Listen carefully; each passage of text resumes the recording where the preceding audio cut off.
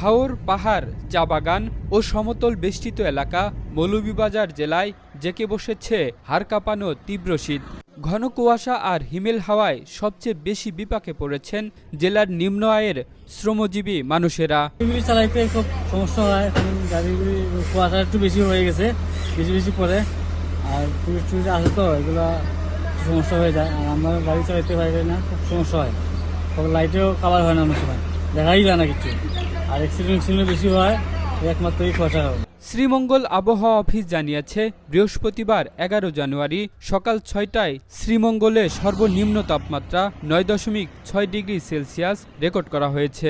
বুধবার 31 December 12.5 degree Celsius, মঙ্গলবার 30 December 14.6 degree Celsius, সোমবার 29 ডিসেম্বর মৌলভীবাজারে তাপমাত্রা 14.6 ডিগ্রি সেলসিয়াস রেকর্ড করা হয়েছিল।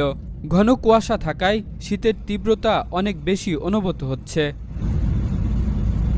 এদিকে তীব্র শীত উপেক্ষা করে সকাল থেকেই কাজে যেতে হচ্ছে বোরো ধান চাষি, চা শ্রমিক ও নিম্ন আয়ের শ্রমজীবীদের। তবে শ্রমিকদের পর্যাপ্ত গরম কাপড় না থাকায় শীতের মধ্যে কষ্টে কাজ করছেন তারা। Kamrul Islam, Asian television.